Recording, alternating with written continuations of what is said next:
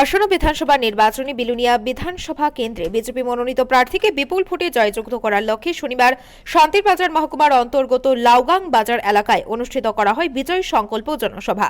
আজকের জনসভায় প্রধান বক্তা হিসেবে উপস্থিত ছিলেন ত্রিপুরার মুখ্যমন্ত্রী প্রফেসর ডক্টর মানিক সাহা। প্রধান বক্তার পাশাপাশি আজকের অনুষ্ঠানে উপস্থিত ছিলেন বিলুনিয়া বিধানসভা কেন্দ্রের বিধায়ক অরুণ চন্দ্র ভৌমিক, প্রদেশ বিজেপির যুব মোর্চার সভাপতি নবাদল বণিক, প্রার্থী গৌতম সরকার সহ বিজেপির অন্যান্য নেতৃবৃন্দরা। আজকে জনসভায় বক্তব্য রাখতে গিয়ে বক্তারা রাজ্য সরকারের বিভিন্ন উন্নয়নমূলক কর্মসূচির কথা জনসম্মুখে তুলে ধরেন। তার পাশাপাশি রাজ্যের সার্বিক উন্নয়নে বিলুনিয়া বিধানসভা কেন্দ্রে বিজেপি মনোনীত প্রার্থীকে বিপুল ভোটে জয়যুক্ত করার বিষয়ে আহ্বান জানান। বিজেপি কর্তৃক আয়োজিত আজকের এই জনসভায় বক্তাদের বক্তব্য শেষে অনুষ্ঠিত হয় যোগদান সভা। আজকের এই যোগদান সভায় বিভিন্ন দল ছেড়ে 14 পরিবারের 59 ভোটার বিজেপিতে যোগদান করেন। দল ত্যাগীদের হাতে দলীয় পতাকা দিয়ে বরণ করে নেন ত্রিপুরার মুখ্যমন্ত্রী প্রফেসর ডক্টর মানিক সাহা।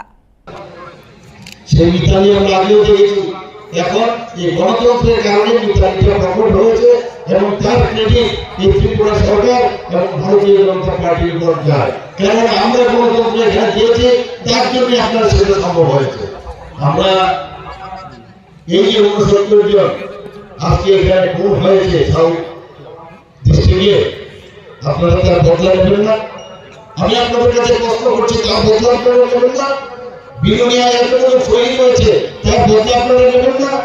কিন্তু সেই বদলা আমরা মারের করে আমরা মার দিয়ে করবো না, খুনের পরিবর্তে খুন দিয়ে করবো না।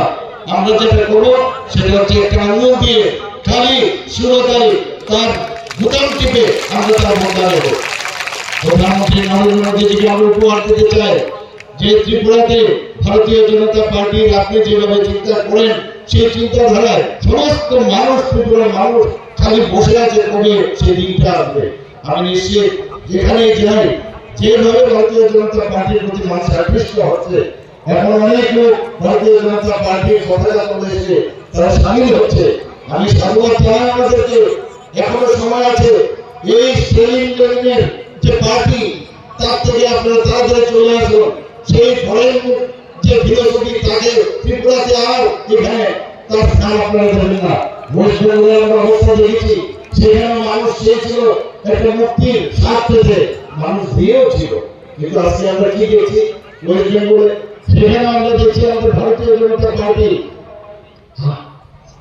100-র উপরে আমাদের যে কার্যকর্তা তাদেরকে খুন করেছে। নির্বাচন সন্ত্রাস আমরা দেখেছি, অগ্নিসংযোগ থেকে একই কাজটায় সিবিআই যেভাবে কাজ করতো সেই কাজগুলো ওরাও করছে। আমি বলবো নেগলিফাই করেছে, আরো বেশি করে করছে।